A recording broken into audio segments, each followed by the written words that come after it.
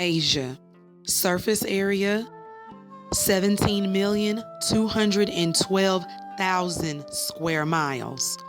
Population 4,164,252,000 people. Asia is the Earth's largest and most populated continent, located in the eastern and northern hemispheres of the world. The land surface is made up of 30% of the Earth, while being surrounded by the Pacific, Indian, and Arctic oceans. The 2010 U.S. Census says that an Asian person is one having origins in any of the original peoples of the Far East, Southeast Asia, or the Indian subcontinent, including, for example, Cambodia, China, India, Japan, Korea, Malaysia, Pakistan, the Philippine Islands, Thailand, and Vietnam.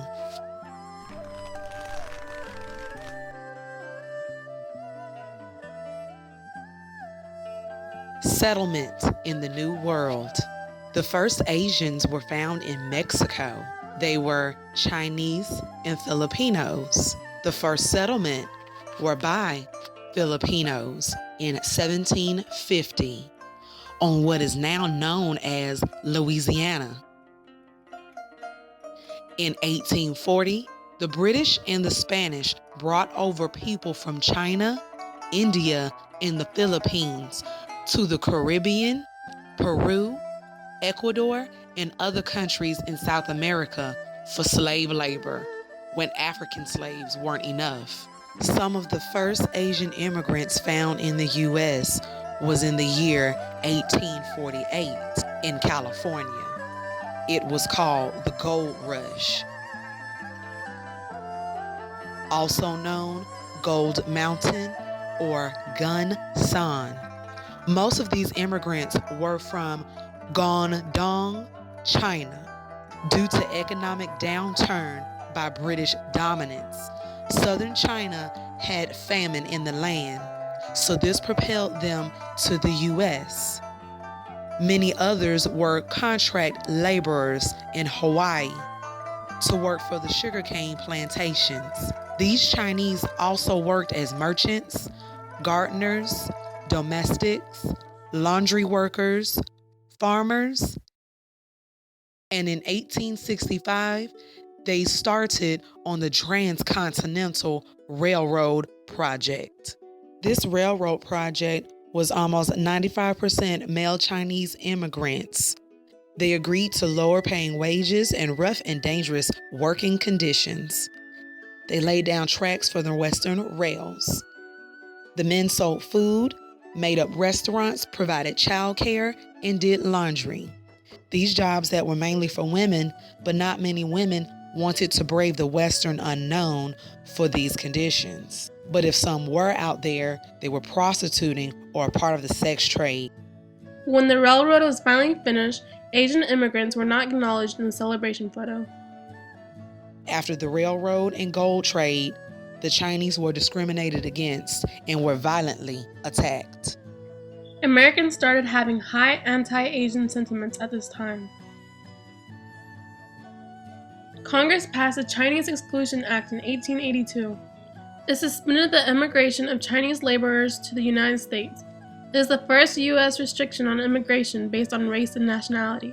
This wasn't changed until 1943. Another form of discrimination could be found on Angel Island. It was an immigration detention center for the West Coast that enforced immigration policies. This was between 1910 and 1940. The Chinese had to stop there, and they were being given tests. They were given humiliating physical medical exams, and they were also asked interrogating questions. If they got the answers wrong or could not answer the questions, they were deported straight back to China. In 1941, Japanese dropped bombs on Pearl Harbor. After U.S. declares war, Executive Order 9066 was placed by President Roosevelt. Executive Order 9066 was the cause of the Japanese-American internment camps. It forced families to relocate and leave everything behind. The internment camps held over 120,000 Japanese Americans. Examples of discrimination like the Geary Act of 1892, which allowed Chinese people to come back and forth from China to the U.S. only to work. The Geary Act required all Chinese residents of the U.S. to carry a resident permit. Failure to carry the permit at all times is punishable by deportation or a year at hard labor. Acts also like the San Francisco Board of 1905 created a Chinese primary school for undocumented and U.S.-born Chinese children. Asian Americans were the first group in the U.S. to be restricted based on one's race and nationality.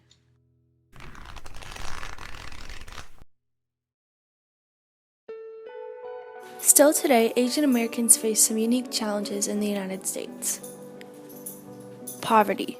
The rate of Asian Americans living below the poverty rate is 12.6%, which is slightly higher than the U.S. average of 12.4%.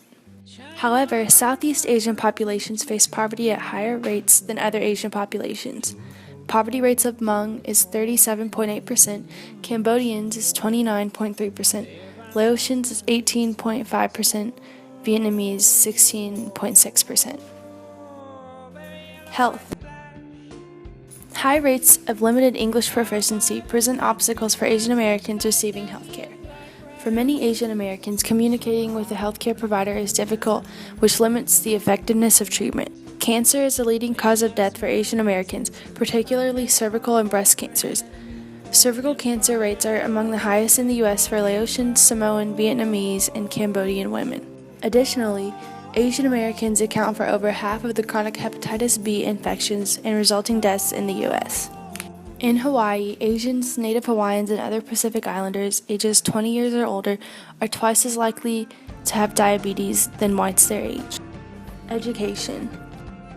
About 1/4 of Asian American students have limited English proficiency or lives in a household where parents do. Educational disparities between different Asian American populations is staggering. The high school dropout rate among Southeast Asian Americans is much higher than their peers. 40% of Hmong, 38% of Laotian, and 35% of Cambodian populations do not complete high school. This gap also continues into secondary education, with only 14% of Native Hawaiian and Pacific Islanders holding a bachelor's degree, compared with 27% of the total American population and 49% of the total Asian American population. Discrimination. Asian Americans continue to face discrimination in many areas of life, such as the job and housing markets. According to the Gallup poll, 30 to 31% of Asian Americans say they have experienced employment discrimination, which is the highest for all racial groups. 1 in 5 Asian Americans say they have experienced discrimination during the home buying or rental process. In the American population, Asian Americans, including Native Hawaiians and Pacific Islanders, mark the fastest growing racial and ethnic group. As we mentioned before, there are disparities in healthcare between Asian Americans and other subgroups of the American population. A major issue regarding the health of Asian Americans is obesity. While Asian Americans as a whole are 3 times less likely to be obese than whites, there are disparities even within Asian American subgroups. Native Hawaiians and Pacific Islanders are 3.7 times more likely to be obese than the Asian American population as a whole, and Filipinos are 1.7 times more likely to be obese than the average for Asian Americans. In fact, anywhere between 76% to 90% of Native Hawaiians and Pacific Islanders are overweight or obese. This disparity in obesity rate stems from many causes. Firstly, many Asian Americans are at risk for becoming obese or overweight due to American acculturation. Aggressive fast food marketing, high availability of these fast foods, and easier access to calorie-dense high-fat foods contribute to Asian American obesity. Also, a lack of access to traditional fruits or vegetables from one's home country can increase the consumption of unhealthy food instead. In general, Asian immigrants have been found to consume only 1 serving of fruits or vegetables a day, which is far less than Asians in their native countries. To combat this problem, public health officials have used evidence-based policy systems and environmental approaches. This essentially means that community programs designed to increase access to healthy foods have been enacted in Asian American communities. Programs such as community gardens and farmers markets have been associated with an increase in the availability and consumption of fresh, healthy foods. However, in order to target Asian American populations in specific, environmental and cultural factors specific to their populations had to be taken into account. The Asian and Pacific Islander American Health Forum was created in order to develop community-wide programs to meet needs specific to Asian American communities. 15 Asian American community-based organizations received funding from CDC to implement strategies unique to their communities in order to access availability to fresh foods. Environmental factors such as regional geography and lack of transportation and accessibility impacted the strategies implemented. Also, cultural factors such as norms concerning food were taken into account. For example, it is traditional in many Asian cultures to grow your own food. In order to be successful, these programs took a number of steps to reach their target communities. Translating program materials into community's language. Promoting or reintroducing traditional foods and herbs into the diet. Hiring community members to make decisions about the program and carry it on. Providing cultural sensitivity training to volunteers, consultants, and project partner agencies.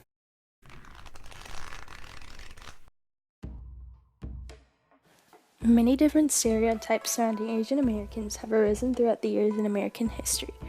These stereotypes are continuously reinforced by media and popular culture representation of Asian Americans. In the 20th century, Americans were extremely fearful of the large incoming population of Asian immigrants. This led to a stereotype we know today as yellow peril, which depicts Asians as savage or alien people. Overtly racist caricatures of Asian Americans arose from this stereotype and portrayed both Chinese and Japanese alike by sharply exaggerating their Asian features in order to emphasize their otherness. These cartoons were illustrated as having extremely slanted eyes, large buck teeth, and yellow skin. They were used as political propaganda to create a sense of xenophobia in Americans in times when Chinese and Japanese immigration was high.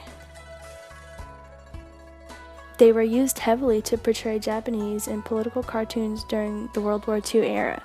These portrayals were also used as a tool for advertising in the 1900s. Americans' view of Asians began to align with the visual depiction of the yellow-faced stereotype through the perpetuation of these portrayals. More recently, depictions of Asian Americans in mainstream media, such as film and television, continue to perpetuate many different stereotypes. These portrayals often stereotype by gender. In the first half of the 20th century, men were often portrayed as criminals or martial arts masters. Women have either been commonly depicted as the virginal lotus blossom or the dark promiscuous dragon lady, with both portrayals eroticizing Asian women and their culture for the pleasure of Western men. Commonly, Asians were even portrayed by white actors and actresses on screen. This further perpetuated the stereotypical image of Asians created by whites. Most recently, Asian Americans are continuously depicted as a model minority. This stereotype came about in the post-civil rights era during the 1960s to emphasize assimilation of Asian Americans into the United States. In the media, model minority depicts Asians as being nerdy, polite, and socially awkward. Asian Americans are depicted as super smart, overly driven, and even submissive. Today, this stereotype is the most prevalent depiction of Asian Americans in film and television. Today, America's view of Asian Americans is still largely impacted by racist caricatures of the past. These depictions shaped the American image of Asians so drastically that they are still used casually in advertising and on clothing. Political cartoons continue to depict Asians by greatly exaggerating their Asian features. Also, there continues to be a lack of film and television shows depicting Asian Americans as main characters. If they are portrayed in Hollywood at all, Asian Americans most likely either serve as token characters, serve as comic relief, or play a role that aligns with the model minority stereotype. However, one recent show that features an Asian American family is ABC's sitcom Fresh Off the Boat. Many Asian Americans view the show as a positive depiction of Asian Americans that breaks out of the stereotypical image. I'm so scared. So nervous. I'm not ready for any of this.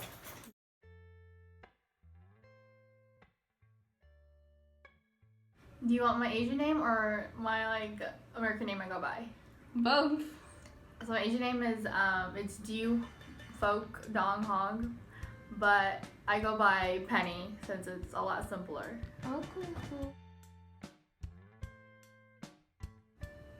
I'm Asian, but I'm Vietnamese, and I'm also a heterosexual. I'm straight. I'm straight. How is your sexual orientation viewed in your culture? Well, I'm straight, so I have no problems, but I do know from my mom, she tells me that being, gay and stuff is like frowned upon and it's just not accepted. But I guess if you like go to Vietnam, like it's not a thing over there, or like people are like ashamed of it. But since like she's more American, she's more accepting, so I guess she's learned how to like assimilate with the cultures in America. I feel like, I guess in this part of America, I really haven't faced anything bad towards Asians.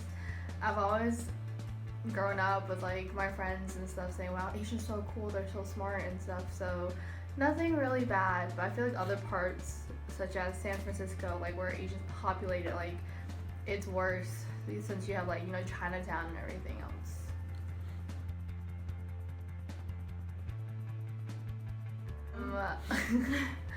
How Asians eat like animals and stuff. I mean, like, dogs and cats.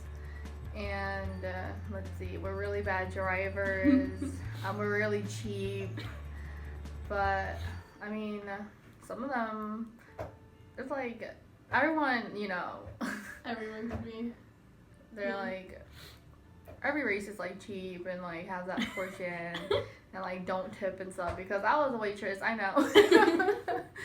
But yeah, I mean, I'm not the best at driving, so I can see why, but Not all Asians. yeah, not all Asians. Hashtag not all Asians.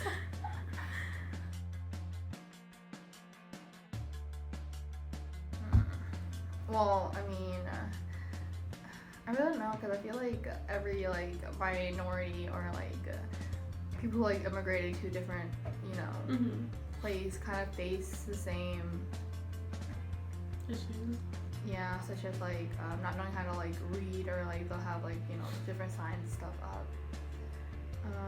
But one specifically, I can't say like Like you said you had parents that migrated here, right? Or immigrated yeah, here. I immigrated here Mhm. with my parents. They were refugees and everything, and my mom to this day still doesn't know English, so it's really hard for her. But like a lot of immigrants, they don't learn English either. They face the same. Yeah, so I don't really know one like specific towards Asians. With that stereotype of like what you said of Asian Americans are supposed to be smart, do you feel like you have to live up to that or not? I actually do. I feel like there's a lot of pressure in my family to be like successful and stuff. So try my best.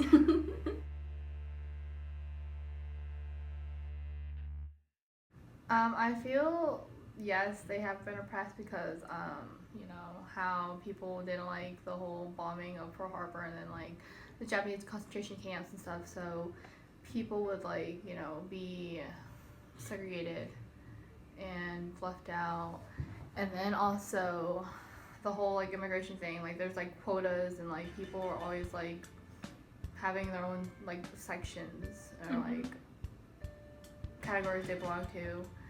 So I do feel like we are oppressed. That's why the 14th Amendment gives us our rights. Weird.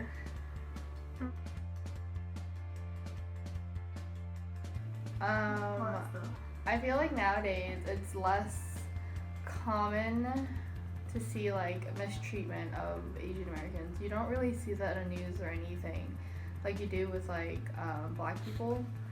They've been on the news recently, or like the gay community, the LGBTQIQ.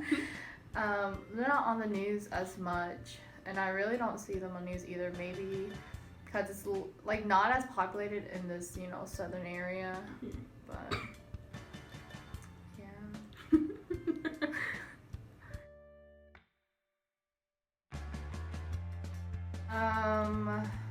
I mean, growing up as children, they're always just picking on you, like saying how, trying to like mock your language and stuff, like ching chong and stuff. But as I grow up, I'm just like, well, they're just being kids. Like, I don't get offended anymore. But yeah, I like do speak Vietnamese, so people are like, whoa, what? Like, it's weird, like, and so they like try to like imitate it and stuff. And I go by Penny, but when I used to like don't care, like they're just like, how do you pronounce his name? They'll just like, cause it's like it's spelled PHEC, so they're like fuck, and I'm like. No. So it's just like annoying how they're just like, hey fuck, what's up? And I'm like, calm down. But so I just go with Penny, so it's just like less complicated because like even like during roll call they'll just like spell it out, like, so yeah. It's whatever. Good. Thank you. You're welcome. For your time. Okay, just not the video. That was easy, right? Kind of. What? Was it easy? What, you still recording? Was it easy? It was easy.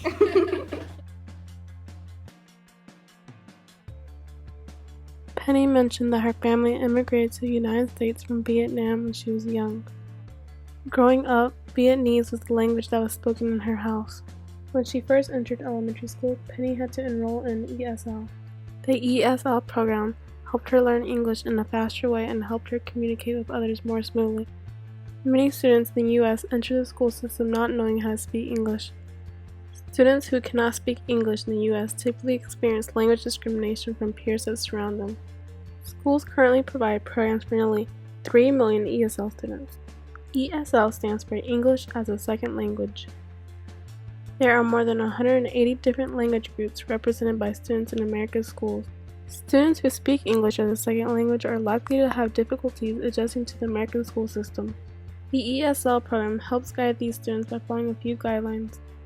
Access needs: foster a sense of belonging, teach keywords and reread books, keep track of language progress, and value bilingualism in their culture. Penny appreciated being in the ESL program and said she learned a lot.